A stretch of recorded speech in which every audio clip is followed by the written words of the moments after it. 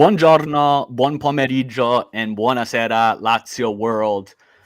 It is Sean McIntosh, your host here, joined as always by Caleb Adams, here to chat about the match that just ended between Lecce and Lazio, bringing you some instant reactions. Obviously, kicking off this campaign with a lot of emotions. So, apologize to everybody listening that maybe walks away from this podcast, and this is our intention. But look, we want to always bring a little level-headed approach, but the point of doing this is to bring that emotion and to talk as fans about this. So, how are you feeling, Caleb? Obviously disappointed. At the same time, though, I'm also still realizing. Well, I realize that this is the first game. We saw a whole bunch of rust against a motivated side, and so initially, of course, disappointed, but not end of the world. Like it's one game. So let's kick this off then. Give me 3 words or less for you to put on this match. How would you describe it? I would say first game rust. Okay. Yeah. I'm going to go a little harsher and simply say epic collapse. And level-headed approach.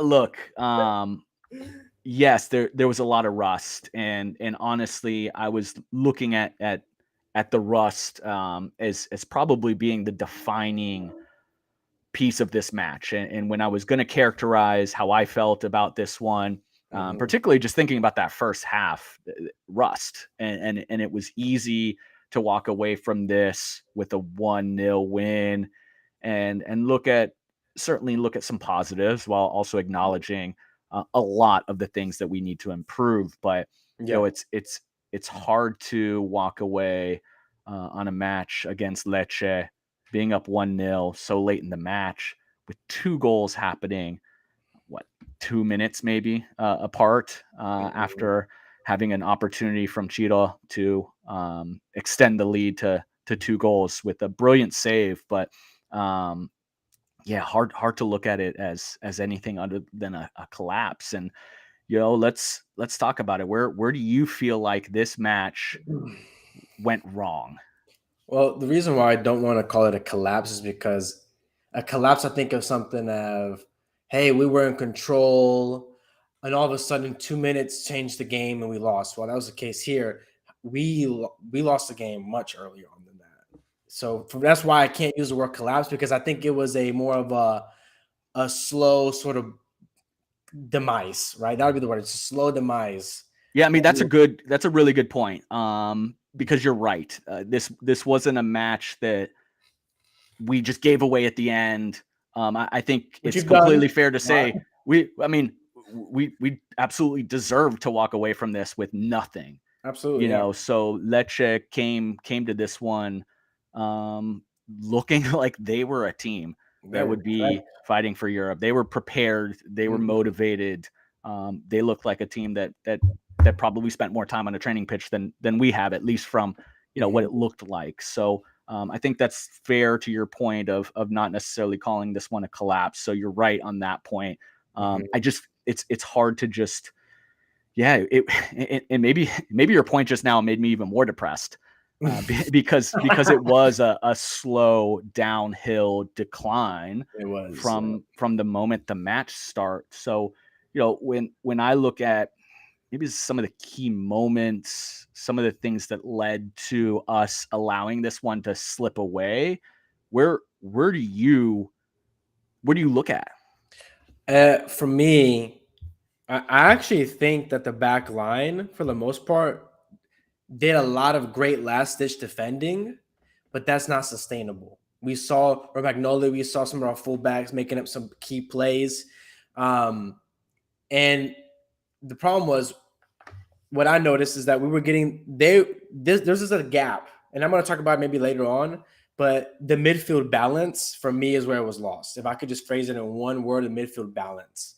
And this is something that we expected, I think, going into the season, considering the loss of Milinkovic-Savic, a long-time steward of the club, who who is a big loss, but is a big loss, yeah, talent wise, but also just familiarization with the players around him, right? And so for me, there was a sort of just a lack of balance in the midfield on both groups, the one that with Kamada and the one after that one too. Both there were little issues that we could talk about more later, but for me, it was that midfield balance that ended up putting our backline under a lot of pressure, and eventually you can only do so much last ditch defending. And Yeah. and Our, for me, that midfield balance also um, translates to keeping possession. I mean, and we can go again. We're going to more, but for me, yeah, midfield balance for me was the main sort of place where we lost it. yeah, I agree. The midfield and when we previewed the season, we were certainly cautious. Obviously, we're excited about having a talent like Kamada, and we were certainly cautious about knowing it. It was going to take time. I Yeah, think it was going to take time to get some of these newer players adapted into the system. But my key reservation was the lack of balance by having somebody like a Kamada and then Luis Alberto and Cataldi not necessarily being that player that we had seasons ago with a Lucas Leiva that was going to clean up a lot of mistakes.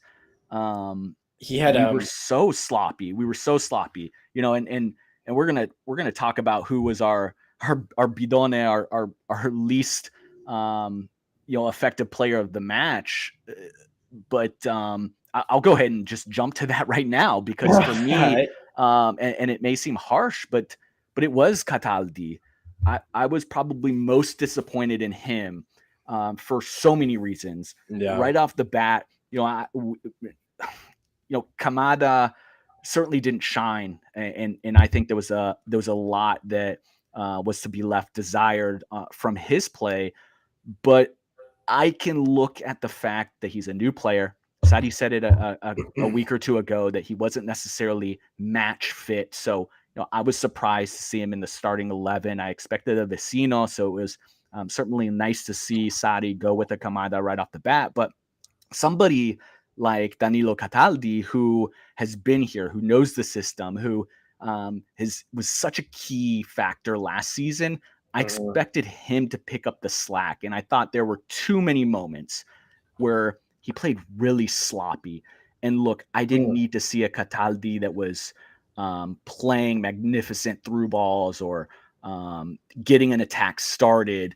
Would have been nice, but I would even allow that to not necessarily be something that I see right off the bat. But what I don't expect from a Cataldi is to be making stupid giveaways, in our own box, to Mhm. be um, just fumbling the ball and not moving it crisply. So for me, when I think of the player for me in this match that was the most disappointing, there's a lot of blame to go around, but I expect more from somebody that was named our vice capitano, Mhm. and he just didn't deliver today. So, that's that's my bidone of the match. Who was yours?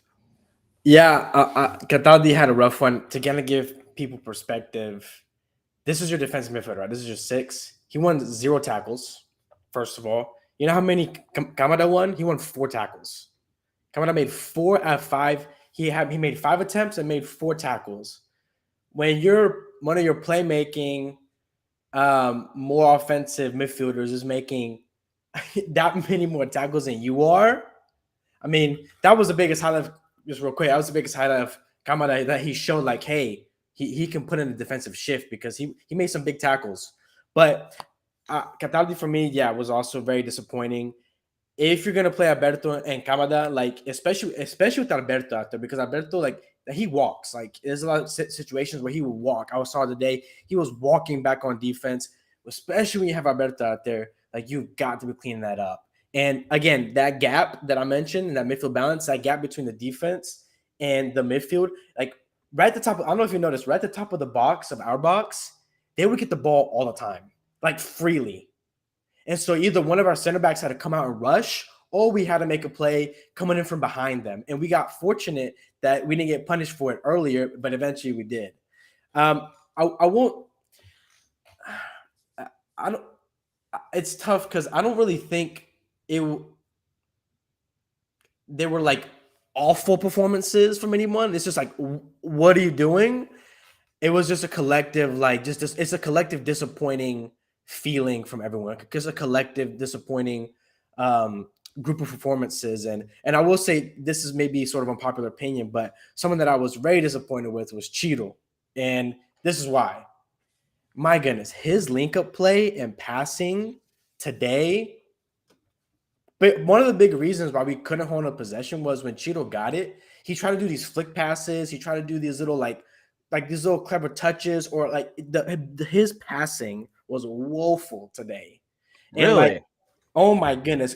Go when you have a chance, go put it on 1.5 speed and just watch Cheeto the whole game. Oh my goodness. And I was so frustrated because there were so many attacks that were killed because of it, and so many possessions that we had that were killed because of it. If he had just either waited for an extra touch, been a little sharper. And it's the first game of the season. I'm not gonna say we're screwed. Like, I'm just saying that that was one of the more disappointing parts for me. Was, okay, Mr. Reliable, like, it wasn't good enough, and I was honestly surprised that he stayed on the field as long as he did. So see, I actually have him. When I was thinking of my man of the match, and again, hard to give that to anybody after a performance like this, but we have to. We have to look at every single match, and we're going to assign blame, and we're going to say that there was one player who's the least productive of a match, and we're going to, regardless of the result, we're going to give our man of the match. And for me, it was a toss up probably between Romagnoli, who made a couple key tackles, particularly early in the match when Marusic was getting beat. But I actually liked a lot of what Cheeto did. Obviously, comes out of it with a goal. What did Um, you like? so obviously his finishing on the goal was big. I think what a brilliant save by Falcone at the end of the match to save Cheeto, who I thought placed that ball about as well as you can. I think it's going to be hard to top that save. We're one match into the Serie A campaign, and that save is going to go down as one of the best, certainly one of the most important ones, because he doesn't stretch out to make that with his right leg, and it's a goal. And even after the save, it hits the post. So I thought Cheeto, actually, to your point about some of the flicks, those are passes that Cheeto always attempts. And this is part of the rust in the teammates around not all being on the same page. But I actually thought he was one of the few players to make a couple really nice long through ball plays. I mean, when Isaacson came onto the pitch, I thought he fed him really, really well. I think Isaacson might have been a tad offsides. I mean, I thought he, as he so often does, is forced to drop back a lot. I think you see him in a match like this, and it really, to me, reminded a lot of how Harry Kane has had to play, Mm-hmm. where there's not a lot of play happening for him. We don't have a ton of good possession, and Cheeto has to drop back, and then he has to get the ball in maybe positions that, again, he's not a Luis Alberto. He's not a playmaker, right? So he's getting the ball in places that he's not entirely comfortable with, and Yeah. I thought he did pretty well to make plays out of it. And I just don't see any other players today that were creating a ton. Going back to, My shout. So I think on the attacking side, for me, the only attacker that was linking well, was beating mans and creating things and initiating attacks, was Zakagni. yeah, I mean, even Yeah, for I'm telling Zaccagni, you. he didn't have. Look, nobody had one of their best performances. So it's tough, but I didn't think he was as impactful on this match as you hope. What did you like from him? Um, well, I was the only one that seemed to have any sort of sharpness to this game, because there were a lot of times where players would get the ball, because kudos to Lecce, they were putting mad pressure on any single person that had a touch of the ball. they were pressing hard on every single touch. And he seemed to be one of the few players that actually was able to dribble out of it and not make a pass backwards. There are many, many times where he was able to initiate counters. A lot of those counters in the first half that were initiated started with Zaccagni having to drop super low, first of all, and then springing out of it through either just a little clever touch to come out, or again, you talk of like long passes and stuff like that. I actually think Zaccagni was the one that was making a lot of those passes. And he was switching the play. He was the only one that was switching the play, the field of play. He was, for me. But none of them led to chances. When I think about the chances that we were so hard pressed to create, I think about a couple clear ones. There was the beautiful ball by Cheetah to Lazzari right before the end of the first half, which the keeper makes a save on. Think about the ball that Zaccagni is on a break, makes a really nice pass to Cheeto, who then, again, I think it's damn near a world-class through ball to Felipe, who goes wide. Another clear-cut opportunity where Felipe goes wide of the net. Another ball that just should have. What's that? I have to see replay. I don't think that was Immobile. Yeah, if it's what I'm thinking of. Okay, and then again the other one with Isaacson that I just didn't see anybody else creating anything. Now going back, I think Romagnoli deserves credit because he was cleaning up some of the mistakes. I think Marusic had a pretty woeful performance as well, and even on the goal that Cheeto scores, it's Romagnoli who makes a really nice through ball to Luis Alberto, who does his thing in the box and finds Cheeto. So, yeah, but I think, and I can go back to that replay, and if it's not Cheeto on the pass to Felipe Anderson, then I'll dock Cheeto. But I thought he was the only one that was actually making passes to players in threatening positions, and outside of that, there just wasn't a ton happening. So, I mean, we lost the match in the midfield, absolutely, which is the concern moving forward, which we can, talk about. How concerned are you when you look at this match? Again, it's easy to overreact. I already see a lot of folks doing so in the first match of the season, whether it's their predictions on players winning the Capocannoniere, like De Ketelare or Bellotti, or now obviously Lazio fans panicking. I joked on Twitter that I was already ready for the season to be over. So, what can you take from this match as a positive moving forward?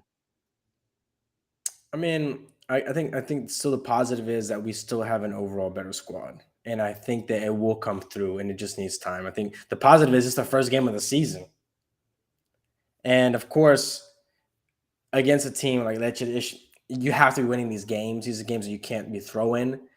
But I still do think I think it goes back to preseason when I was saying we're playing some really easy opponents and we were destroying them against the tougher ones. We were struggling. You don't take much into preseason, but I think you could definitely. I feel like we just underestimated Lecce. Like we did not come out with nearly the same amount of intensity, with nearly the same amount of sort of conviction that they did, and again, that right there, that for me is not a rust thing. That for me is just simply a motivational thing of like, hey, this is the first game of the season. Like, act like you're excited to play the game. This is no longer preseason. It looked like a preseason game.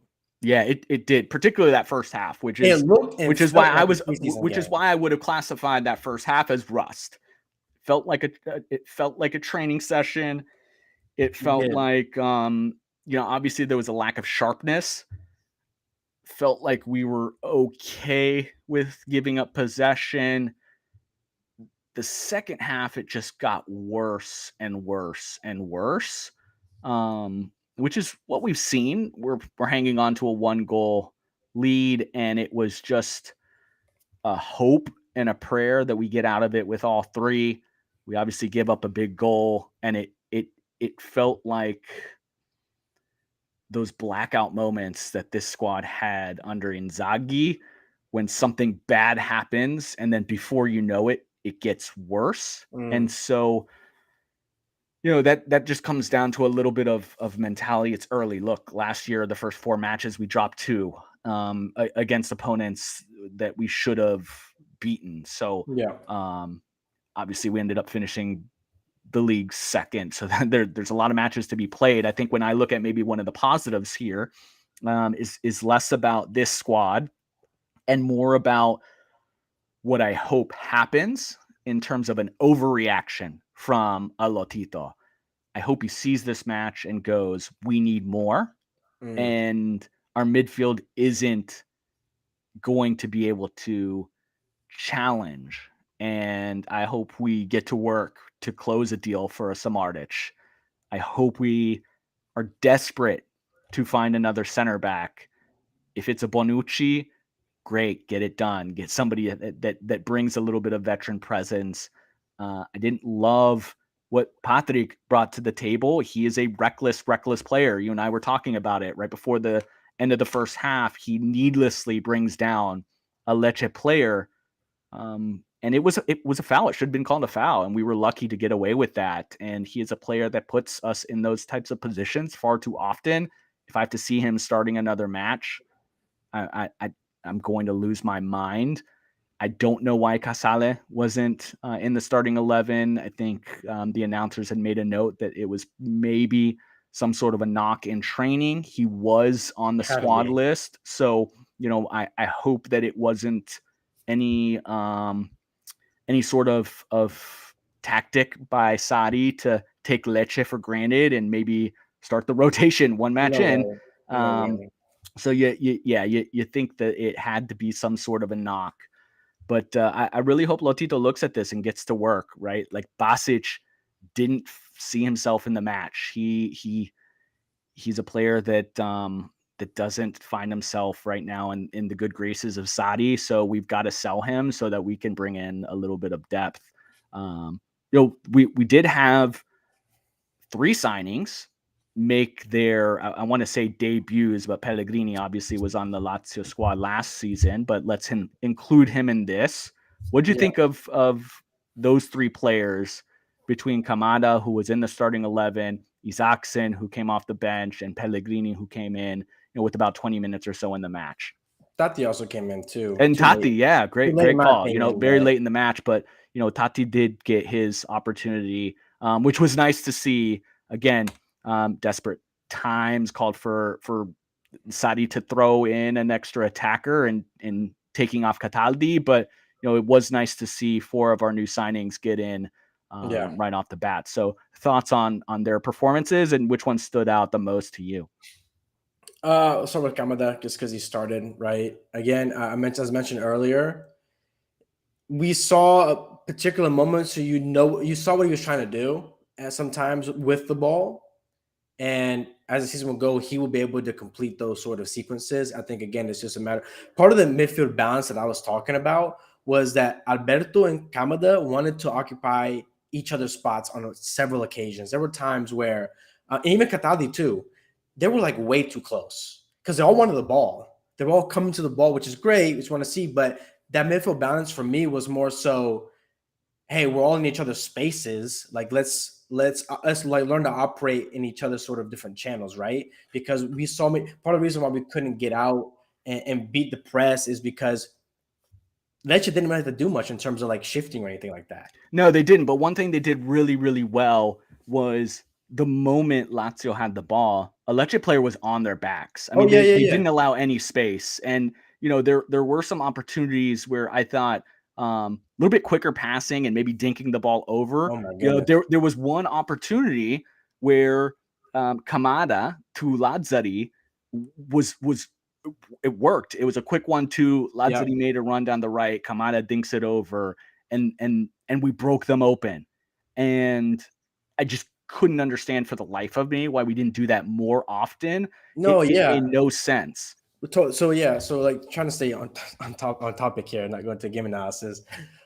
Yeah, I mean, we saw like a moment like that shows you like Kamara that can play that quick 1-2 passing touch and style that Sadi demands of his team. He wants minimal touches. He wants quick movement, good positioning.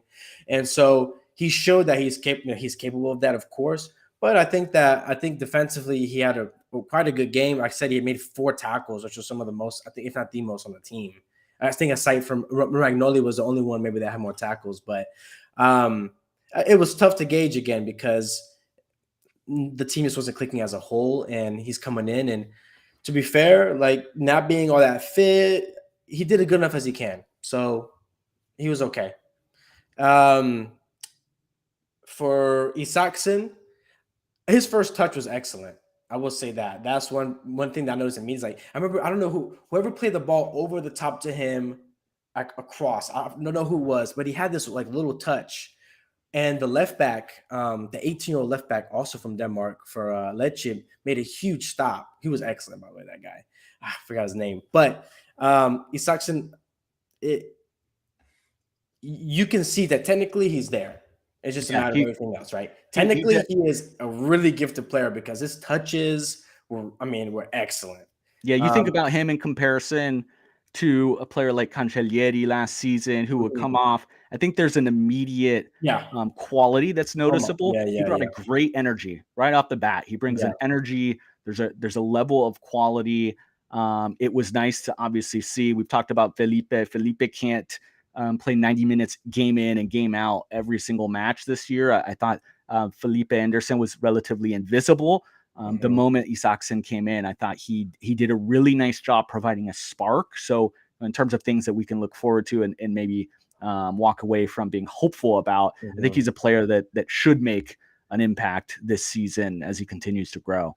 Yeah. And then I thought Pellegrini had a good enough game. He was looking really bright in the attack. He had this one touch like on the top of the box that basically created a little bit of chaos. He had this like one little nice like 1-2 touch. Like, you know what I'm talking about? So where he had a nice little 1-2, and then he continued his run. I think Alberto didn't make the immediate pass, and then I think it was played back and then back to Luis, and then Luis wanted to make a pass.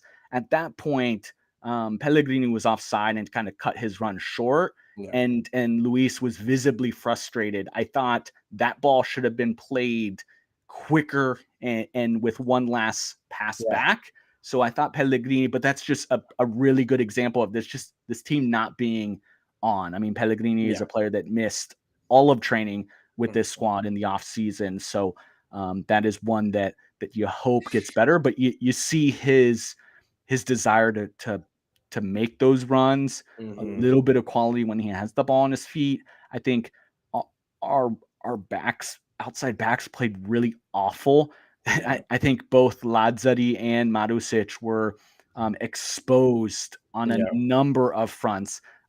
Banda in the second half just murdered Lazzari, just absolutely took him to ground. And Lazzari is a small player. Just bodied him to the ground, made a really, really strong run.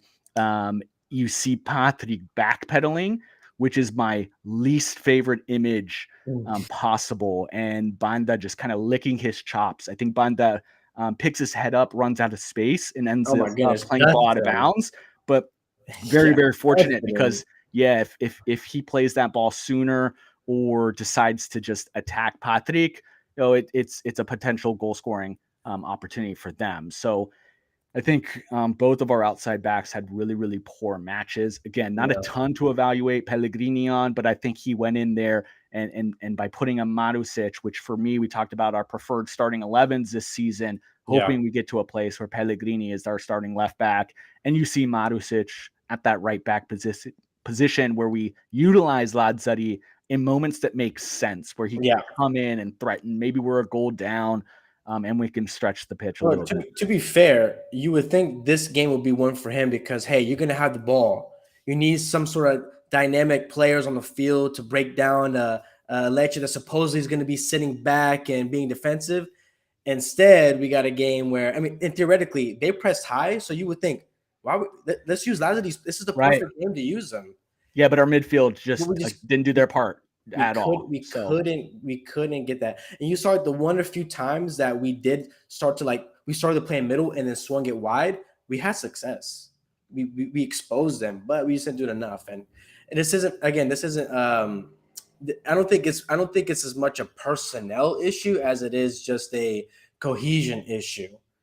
I think with time that will improve and yeah. So it's a disappointing start, but so get it off your chest. As we look to close the pod here, yeah. what's one last thing you walk away, you want to get off your chest when thinking about this one? Last thing is that I hope this is a good little sort of burst of what's the word? Burst of I can't think. I'm blanking. I can't think of the word. But I hope this serves as sort of extra motivation of like, hey, we need to start picking it up. We need to start going harder on training, and we need to come back next week and come out a different side. So I hope that this kind of, a lot of times you see teams take a bad first loss and then go on a streak because it was like a slap across the face, and they were like, oh my goodness, we got to get our stuff together. So I hope that this serves as that rather than the opposite of, hey, kind of killing the vibes at the club, and we come out sort of dead and flat-footed the next match. So I hope it serves more as the former rather than the latter. Yeah, I mean, you absolutely hope so. We've got Genoa. I think Yeah. I really hope we start to see that depth come into play where a player like Cataldi, who has obviously been a serviceable player for us and has earned every bit of what he's got, and we've got a player like Rovella who is going to push him. He can't have another match like he did today. Our midfield can't play like it did today. Sadi will be quick to change that. We know last season some of the challenges that we had. Sadi made those changes to put Luis Alberto back in the starting 11 because it wasn't clicking and working with a player like Basic. So for me, I will be really, really interested to see how Sadi reacts in that Genoa match. I love that we saw Kamada right off the bat because it tells me that maybe he's open to next match putting Rovella in, who already knows this league. It's against a Genoa side that we should be favored in. So maybe he throws them in for an early season opportunity. But we can't play like that. Not coming out with a ton of goals is one thing, but not creating opportunities is another. And that's where we've got to do better. And again, just hammering it home, it comes down to that midfield because it was absolutely unavailable for both sides of the ball. The pressure that was placed on our center backs. That's a good word. Unavailable. Yeah. So, I hope we see changes. I would actually, if I was a betting man, I would think Sadi maybe plays it safe, and you'll see a Vecino in the starting 11. What I predicted in this one, I could see him maybe sitting Kamada and going with a starting 11 that looks like Luis Alberto, Cataldi, and Vecino, and then maybe putting Kamada later in the match. So, we'll see as this week progresses, but there's a lot of work to be done, and it's a shame because Ciro Immobile celebrated his 200th goal, in the top 5 leagues, scoring for his 6th consecutive opener with Lazio. 100th away goal. 100th away goal. I mean, absolutely prolific. Is going to have to be right off the bat. We see the likes of Osimhen scoring a brace and Lautaro scoring a brace. So, the Capocannoniere race is going to require 25 plus goals this season. And so we always hope that Cheeto continues to be in that mix. But yeah, it's a tough one. As always, we're used to the ups and downs of this club. We just hope that we weren't starting on a down, but onwards and upwards. As always, Caleb, appreciate you chatting. We'll continue to do this, and as always, sempre forza Lazio.